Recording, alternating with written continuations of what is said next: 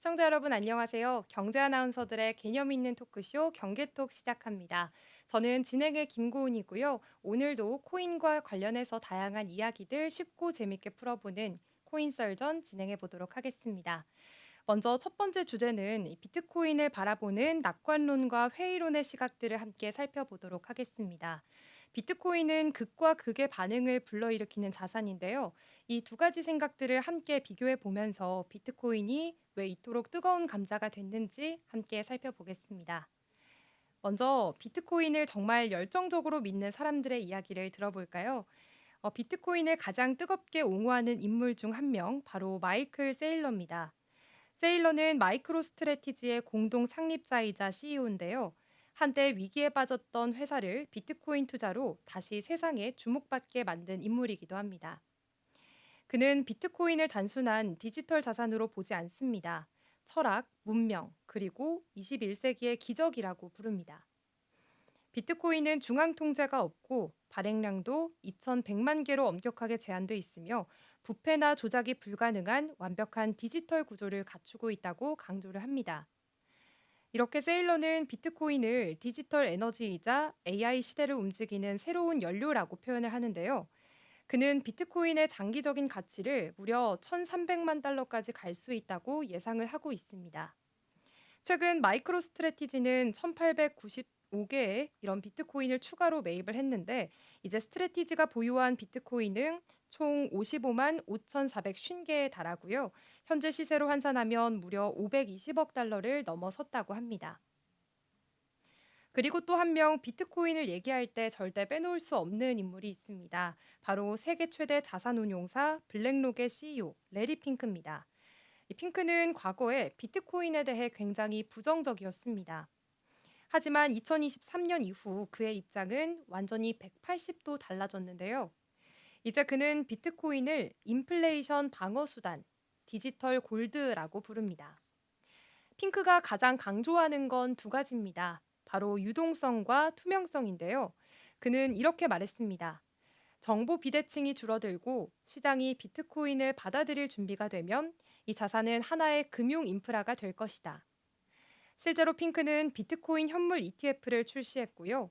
출시 9개월 만에 230억 달러, 우리 돈으로는 약 30조 원이 넘는 유입을 끌어모으면서 엄청난 성공을 거뒀습니다. 그뿐만이 아닙니다. 핑크는 이제 한 걸음 더 나아가 모든 자산을 블록체인 위에서 디지털화하는 디지털 월가를 만들겠다는 구상을 밝히고 있습니다. 핑크는 이렇게 말했습니다. MBS, ETF, 그리고 이제는 비트코인. 나는 세 번의 금융 패러다임 전환을 이끌었다. 그리고 이번에는 이 디지털 자산이 그 세 번째 혁신이라고 자신 있게 선언한 겁니다. 자, 이번에는 비트코인을 회의적으로 보는 사람들의 이야기도 들어봐야겠죠. 먼저 소개할 인물은 워렌 버핏입니다. 아마 비트코인에 대해 가장 강경하게 비판해온 인물 중 한 명일 텐데요. 비트코인을 25달러, 우리 돈으로는 약 3만 원에 줘도 사지 않겠다. 이 발언은 2022년 버크셔 해서웨이 연례 주주총회에서 나왔습니다. 아주 짧은 한마디였지만 정말 전 세계 금융시장에는 꽤 큰 충격을 던졌습니다. 그렇다면 왜 버핏은 비트코인을 이렇게까지 혹평을 했을까요? 바로 버핏의 투자 철학이 아주 단순하면서도 강력하기 때문입니다. 첫 번째 원칙은 돈을 잃지 말라. 두 번째 원칙은 첫 번째 원칙을 잊지 말라. 바로 이건데요. 정말 간결하지만 아주 강력한 원칙이죠. 이 버핏은 투자 대상을 고를 때 제품을 생산하고 이익을 창출하며 미래에도 꾸준히 가치를 더해갈 수 있는 회사만을 선택합니다. 그런데 비트코인은 어떨까요? 배당을 주지도 않고 또 이익을 만들어내지도 않고 심지어 실제로는 눈에 보이는 실체조차 없습니다. 그렇기 때문에 버핏은 비트코인을 이렇게 규정했습니다. 내재 가치가 없는 도박 토큰이다. 심지어 최근 비트코인 가격이 급등했을 때조차 버핏은 한치의 흔들림 없이 비트코인을 경계하는 모습을 보였습니다. 네, 다음으로는 누리엘 루빈인데요. 바로 대표적인 비트코인 회의론자이기도 합니다. 이 닥터둠이라는 별명으로 잘 알려진 누리엘 루비니는 2008년 글로벌 금융위기를 미리 예측했던 굉장히 유명한 경제학자입니다. 그런데 그는 지금도 비트코인에 대해 거의 단호하다 싶을 정도로 강한 비판을 이어가고 있습니다. 루비니는 비트코인을 가치 없는 가짜 자산이라고 부르는데요. 그가 지적하는 문제는 크게 세 가지입니다. 첫 번째는 확장성 부족, 두 번째는 가격 조작 가능성, 그리고 셋째, 이 실용성 결여입니다. 비트코인은 일반 화폐처럼 쓰기가 어렵고 가격 역시 대부분 투기에 따라서 쉽게 요동친다는 게 그의 입장인데요. 실제로 최근 비트코인 가격이 급등했을 때도 루비니는 이렇게 단언을 했습니다. 거품일 것이다. 곧 무너질 것이다. 정말 끝까지 회의적인 시선을 거두지 않는 모습이었습니다. 그렇다면 여러분들은 어떤 입장에 좀 더 공감이 가시나요? 요즘 시장 분위기를 보면 미국은 물론이고 유럽, 일본, 그리고 인도까지 디지털 자산 법제화를 서두르고 있는 모습입니다. 확실히 시장은 조금씩 낙관론 쪽으로 기울어가는 흐름인데요. 하지만 여전히 가격 변동성이 크고 정부 규제라는 리스크도 언제든지 등장할 수가 있습니다. 누군가는 여전히 비트코인을 튤립 버블처럼 한순간에 무너질 수 있다고도 경고를 하기도 하고 또 다른 누군가는 디지털 월가를 이끌 새로운 자산이라고 기대를 합니다. 결국 정답은 없습니다. 회의론도 낙관론도 모두 우리가 스스로 고민하고 판단해야 할 중요한 관점이라는 겁니다. 자, 그렇다면 두 번째 이야기로 넘어가 보겠습니다. 시장에서 많이 언급되는 블록체인, 그리고 온체인과 오프체인 이야기까지 함께 나눠볼 텐데요. 먼저 블록체인을 설명해 드리겠습니다. 블록체인이란 많이들 코인의 뿌리라고 얘기를 합니다. 사실 블록체인은 거래 기록을 담은 블록을 사슬처럼 연결한 시스템을 말하는 건데요. 그 블록은 전 세계에 있는 수많은 컴퓨터, 즉 이걸 노드라고 부르는데 거기에 복사가 됩니다. 은행은 이런 기록을 중앙 서버 한 대가 관리를 하는데 블록체인은 그 장부를 다 같이 나눠 가집니다. 누군가 이걸 장부를 몰래 고치려고 한다면 전 세계 노드 과반수의 동의를 받아야 하기 때문에 해킹이나 조작이 거의 불가능합니다. 그리고 더 중요한 건 이 시스템은 누구나 열람할 수 있다는 건데요. 누가 얼마를 보냈고 어디로 갔는지가 투명하게 공개가 됩니다. 물론 이름 같은 개인정보는 코드로 표시돼서 보호가 되고 있습니다. 그런데 코인 시장이 점점 활발해지면서 블록체인에도 문제가 하나씩 생기기 시작했습니다. 바로 속도 문제인데 이 거래가 늘어나면 처리해야 할 데이터가 기하급수적으로 많이 늘어나다 보니까 블록체인의 속도가 자연스럽게 느려질 수밖에 없습니다. 은행에서 송금하면 중앙 서버가 거의 1초 안에 바로 처리를 해주는데 이 블록체인은 전 세계 노드들이 이 거래가 맞는지 다 같이 합의해야지 기록이 완료가 되고요. 이걸 합의 알고리즘이라고 부릅니다. 그래서 보안성은 정말 뛰어나지만 속도는 느리다라는 단점이 있습니다. 예를 들어서 비트코인은 초당 7건, 이더리움은 초당 15건에서 20건 정도만 처리를 할 수 있는데요. 근데 비자 카드는 초당 24,000건, 마스터카드는 초당 5,000건 이상을 처리합니다. 차이가 확 느껴지시죠? 더 큰 문제는 거래량이 몰릴 때 생깁니다. 그때는 가스비라고 부르는 수수료까지 확 올라가게 되는데요. 최근에도 이런 문제는 반복되고 있습니다. 예를 들어 비트코인 ETF 승인이 나왔을 때 거래량이 폭증하면서 일부 거래소에서는 입출금 지연이 발생했고요. 소규모 투자자들이 불편을 겪기도 했습니다. 결국 이런 속도 문제는 투자자들에게는 손실로, 기업들에게는 서비스 불편으로 이어질 수밖에 없어서 이걸 해결하는 게 지금 블록체인 업계에서는 최대의 화두로 떠오르고 있는 상황입니다. 그래서 등장한 게 바로 온체인과 오프체인이라는 개념인데요. 온체인은 말 그대로 모든 거래를 메인 블록체인 안에서 처리하는 방식입니다. 신뢰성과 보안성은 아주 높지만 속도가 느리고 비용도 꽤 많이 듭니다. 반대로 오프체인의 경우에는 메인 체인 밖에서 먼저 거래를 처리한 다음에 최종 결과만 메인 체인에 기록하는 방식입니다. 오프체인에서 일단 작업을 처리하고 메인 체인은 마지막 정산만 맞게 하면 아무래도 속도도 빨라지고 비용도 확 줄일 수가 있습니다. 기술적으로 봤을 때는 비트코인 쪽에서는 라이트닝 네트워크, 이더리움 쪽에서는 스테이트 채널 같은 오프체인 솔루션들이 대표적입니다. 이 오프체인 전략을 구체적으로 실현한 게 바로 레이어 2인데요. 이 레이어 2는 블록체인 위에 얹히는 보조층이나 확장 네트워크라고 보시면 됩니다. 레이어 2에는 크게 5가지 기술이 있습니다. 스테이트 채널, 사이드 체인, 플라즈마, 롤업, 발리디움 이렇게 5가지인데요. 이게 자세한 기술적인 원리까지는 이해하진 못하더라도 이런 용어가 나오면 레이어 2의 하위 분야구나라는 것 정도는 아시면 좋겠습니다. 이런 프로젝트들이 거래 수수료를 기존의 10분의 1 이하로 낮추고 속도는 100배 이상 높일 가능성이 있어서 지금 시장에서 정말 큰 주목을 받고 있습니다. 그렇다면 우리가 투자할 때는 뭘 봐야 할까요? 첫 번째는 내가 투자하려는 코인이 온체인 코인인지 아니면 오프체인, 특히 레이어 2 코인인지 구분하는 게 중요합니다. 두 번째는 기술 발전 방향을 잘 읽어야 합니다. 이더리움은 5월 중에 팩트라 업그레이드를 진행했는데요. 이로 인해서 레이어 2 프로젝트들의 가치가 올라가기도 했습니다. 마지막으로는 관련 뉴스를 꾸준히 챙겨보면서 시장 분위기나 규제 환경도 잘 살피는 것이 좋겠습니다. 네, 다음 세 번째 주제는 비트코인과 이더리움이 처음 세상에 나온 이후부터 또 특히 이더리움은 어떤 특징을 가지고 있는지 요즘 시장에서는 어떤 이슈들이 있는지 함께 자세히 살펴보려고 합니다. 먼저 비트코인부터 간단하게 짚고 넘어가겠습니다. 비트코인은 2009년에 처음 세상에 나오게 됐습니다. 그때는 글로벌 금융위기로 전 세계가 정말 큰 혼란을 겪고 있었는데요. 비트코인은 바로 그때 정부나 은행 같은 중앙기관이 없이도 돈을 주고받을 수 있는 화폐 시스템을 만들겠다며 등장했습니다. 비트코인을 만든 사토시 나카모토의 아이디어는 정말 단순하면서도 굉장히 혁신적이었는데요. 바로 누구도 통제할 수 없는 디지털 화폐, 이게 핵심이었습니다. 그래서 지금도 비트코인은 디지털 금이라고 불리면서 가치 저장 수단으로 많이 알려져 있습니다. 다만 비트코인은 결제 수단이라기보다는 가치 저장, 그러니까 디지털 금고 같은 역할에 더 가깝다는 점이 중요한 포인트고요. 이 부분이 이더리움과는 큰 차이를 보이고 있다고 볼 수 있겠습니다. 이제 본격적으로 이더리움 얘기를 해보겠습니다. 이더리움은 2015년에 등장했는데요. 만든 사람은 비탈릭 부테린이라는 러시아계 캐나다 청년이었습니다. 더 놀라운 건 이 아이디어를 처음 생각해냈을 때 그의 나이가 고작 19살이었다는 겁니다.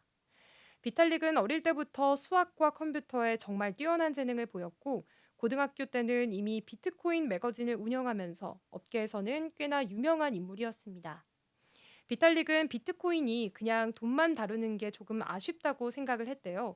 그래서 만든 게 바로 스마트 컨트랙트였는데 이게 뭐냐면 조건이 맞으면 자동으로 실행되는 계약을 의미합니다. 예를 들어서 부동산 계약을 한다고 할 때 복잡한 서류나 공증 절차가 없어도 블록체인 안에서 계약이 자동으로 처리되도록 만든 겁니다. 이 스마트 컨트랙트 덕분에 이더리움은 단순한 코인에서 그치지 않고 디지털 계약과 애플리케이션이 돌아가는 플랫폼으로 발전을 했는데요. 실제로 요즘 NFT나 디파이, 블록체인 게임 같은 것들이 다 이더리움 기반으로 만들어지고 있습니다. 이더리움의 가장 큰 특징은 바로 플랫폼 코인이라는 점입니다. 플랫폼이 뭐냐 하면 쉽게 말해서 여러 가지 프로그램이나 앱이 올라갈 수 있는 디지털 놀이터 같은 공간이라고 생각을 하시면 됩니다. 이더리움은 비트코인과 다르게 블록체인 기술을 단순히 거래 기록을 저장하는 데 그치지 않고요. 다양한 앱이나 서비스까지 올릴 수 있는 틀로 활용되고 있습니다. 그리고 이더리움은 솔리디티라는 프로그래밍 언어를 쓰고 있는데요. 이 언어 덕분에 개발자들이 스마트 컨트랙트 같은 걸 비교적 쉽게 만들 수 있습니다. 예를 들어서 경매 시스템을 만든다고 하면 기존에는 경매 주최자가 있었고 규칙도 정했지만 누군가 편법을 쓰거나 담합을 하게 되면 문제가 생기잖아요. 그런데 이 스마트 컨트랙트를 활용하면 주최자가 따로 필요 없고 프로그램 코드로만 경매가 진행됩니다. 사람이 개입할 틈이 없으니까 부정행위를 미리 막을 수 있는 겁니다. 그리고 이더리움은 처음에는 비트코인처럼 이 작업 증명 방식, 그러니까 채굴을 통해서 보상을 주는 구조였는데요. 2022년 9월 15일부로 완전히 지분 증명 방식으로 전환했습니다. 이게 왜 중요하냐면요. 작업 증명 방식은 채굴할 때 전기를 많이 써서 이 환경 오염 문제로 비판을 많이 받았는데 이 지분 증명 방식은 좀 다릅니다. 코인을 가지고 있는 사람들 중에서 무작위로 검증자를 뽑아서 보상을 주는 구조기 때문에 전기 사용량이 훨씬 적고요. 비탈릭 부테린도 보안성, 효율성, 그리고 환경 문제까지 다 고려했을 때 이 지분 증명이 훨씬 더 낮다고 판단을 했습니다. 비탈릭 부테린은 단순한 개발자라기보다는 조금 철학자 같은 인물입니다. 블록체인이 단순히 돈을 버는 수단이 아니라 신뢰와 투명성을 바탕으로 한 새로운 디지털 사회의 인프라가 돼야 한다고 늘 강조를 해왔는데요. 사실 이더리움을 처음에 제안했을 때 비트코인 커뮤니티에서는 반대가 참 많았습니다. 하지만 비탈릭은 포기하지 않고 끝까지 밀어붙여서 결국 오늘날의 이더리움을 만들어냈습니다. 그리고 요즘에는 이더리움이 너무 복잡해졌다라는 것을 본인도 인정하고 합의 알고리즘을 더욱 단순하게 만들고 새로운 가상 머신도 구상하면서 계속해서 발전하려고 노력을 하고 있습니다. 물론 이더리움도 완벽하지는 않습니다. 먼저 첫 번째 문제는 바로 속도랑 가습인데요. 2021년 NFT 열풍 때는 거래 한 번에 수수료가 $100가 넘기도 했고요. 지금도 거래가 몰리면 네트워크 지연이 자주 발생하고 있습니다. 두 번째는 보안 문제입니다. 대표적인 사건이 바로 2016년 더 다오 해킹 사건인데 이건 잠시 후에 더 자세히 설명드릴게요.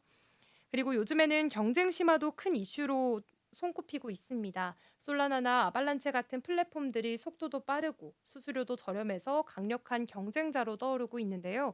최근 보고서에 따르면 이더리움 개발자 수는 조금 줄고 있고 반대로 솔라나 같은 플랫폼은 개발자가 빠르게 늘고 있다고 합니다. 이어서 이더리움 얘기만 나오면 꼭 항상 따라붙는 게 있습니다. 바로 다오 해킹 사건이나 하드포크 같은 단어들인데요. 오늘은 이더리움 역사에서 정말 빼놓을 수 없는 사건인 다오 해킹 사건부터 이걸 계기로 등장하게 된 하드포크 개념까지 깔끔하게 정리해 보고요. 또 핫한 이슈 중 하나인 탈중앙화 거래소 덱스가 왜 이렇게 주목받고 있는지까지 이어서 얘기 나눠보도록 하겠습니다. 먼저 다오 해킹 사건, 이건 정말 블록체인 세계에서 손꼽히는 가장 충격적인 사건 중 하나로 꼽히고 있습니다. 다오는 말 그대로 탈중앙화된 자율 조직이라는 뜻인데요. 그 당시 이더리움 위에서 만들어진 일종의 펀드 같은 프로젝트였습니다. 보통 펀드라고 하면 우리가 돈을 모았을 때 펀드 매니저 같은 사람이 이걸 어디에다 투자할지 결정을 하잖아요. 그런데 다오는 달랐습니다. 소수의 결정권자가 아니라 투자자 모두가 투표로 투자 방향을 정하는 방식이었습니다. 그러니까 정말 말 그대로 진짜 민주주의 펀드를 만들겠다는 큰 꿈이었던 건데요. 당시 기대가 엄청났고요. 사람들은 다오에 이더리움을 정말 많이 투자했습니다. 근데 여기서 중요한 게 앞서 말씀드렸던 것처럼 스마트 컨트랙트입니다. 아까도 잠시 언급했지만 정말 확실히 짚고 넘어가 보겠습니다. 스마트 컨트랙트 이름만 들으면 뭔가 좀 어렵게 느껴지는데 사실은 개념은 꽤 단순합니다. 스마트 컨트랙트는 쉽게 말해서 조건이 맞으면 자동으로 실행되는 프로그램이라고 생각을 하면 되는데 예를 들어서 우리가 중고 거래를 할 때 돈 보내면 내가 물건을 줄게 이런 식으로 약속을 하잖아요. 근데 이게 서로 믿어야 하기 때문에 종종 사고도 나고 문제도 생깁니다. 스마트 컨트랙트는 그런 약속 자체를 아예 프로그램으로 만들어서 절대 어길 수가 없게 만든 건데요. 그래서 코인 거래나 탈중앙화 거래소 같은 곳에서는 이 스마트 컨트랙트 덕분에 중개인 없이도 안전하게 거래가 가능합니다. 사람이 끼지 않으니까 사기 위험도 훨씬 줄어드는데 이 다오 사건에서 문제가 생겼습니다. 스마트 컨트랙트 안에 아주 작은 취약점이 있었던 건데요. 해커가 그 틈을 노려서 투자자들이 맡겨둔 이더리움을 무려 전체 발행량의 10%를 해킹해간 정말 어마어마한 사건이었습니다.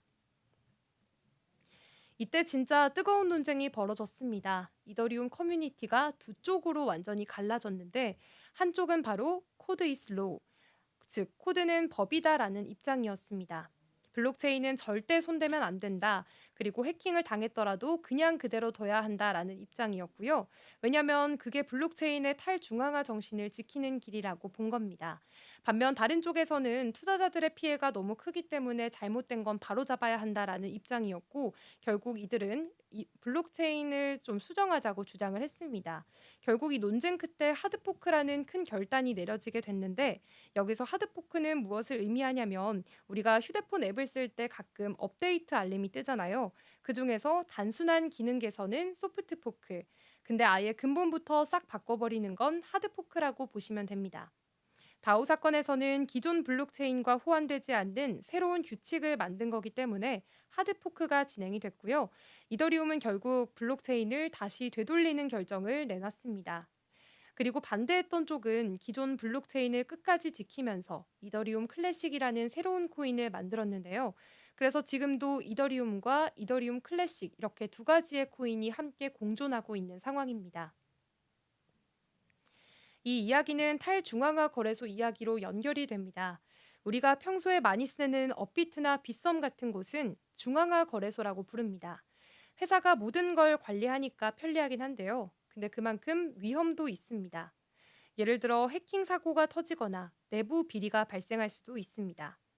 반대로 덱스, 탈중앙화 거래소는 중개인 자체가 아예 없는데요.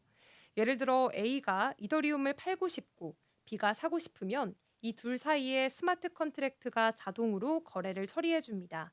이 중간에 사람이 개입할 틈이 없으니까 신뢰성이 훨씬 높아지는 거죠. 대표적인 덱스로는 유니스왑, 스시스왑, 팬케이크 스왑 같은 곳들이 있고요. 이런 거래소들은 지갑만 연결하면 바로 거래를 할 수 있습니다. 심지어 KYC 같은 신원 인증도 필요 없기 때문에 이게 탈중앙화의 매력이라고 또 불리기도 합니다. 그런데 덱스에도 단점은 분명히 있습니다. 바로 슬리피지라는 건데요. 이건 뭐냐면 직거래 방식이다 보니까 내가 딱 원했던 가격이랑 실제 체결 가격 사이에서는 차이가 생길 수밖에 없습니다. 그래서 거래하실 때는 이 슬리피지 설정을 꼭 확인하시는 게 중요하고요. 그리고 또 한 가지, 다오 해킹 사건처럼 덱스도 결국 스마트 컨트랙트 위에서 만들어진 거다 보니까 이 아무래도 코드에 작은 취약점이라도 있게 된다면 해킹 위험이 생길 수 있다는 점도 꼭 알고 계셔야 합니다. 그래서 되도록이면 제3자 감사기관에서 보안 감사를 받은 거래소를 이용하시는 게 훨씬 더 안전합니다. 이렇게 스마트 컨트랙트 덕분에 암호화폐 세계가 정말 혁신적이고 편리해졌다는 것을 느끼셨을 겁니다. 하지만 동시에 보안과 꼼꼼한 검증이 얼마나 중요한지도 다시 한번 생각해 보게 되는데요. 이 앞으로 우리가 현명한 투자자가 되는 길은 계속해서 공부하는 것이다라고 말씀을 드릴 수밖에 없겠습니다. 이렇게 오늘 여러 가지 코인 이슈들 함께 살펴봤고요. 저는 다음 시간에도 여러분들이 함께 궁금해하실 코인 이야기들로 찾아뵙도록 하겠습니다. 지금까지 시청해주신 여러분들 모두 감사합니다.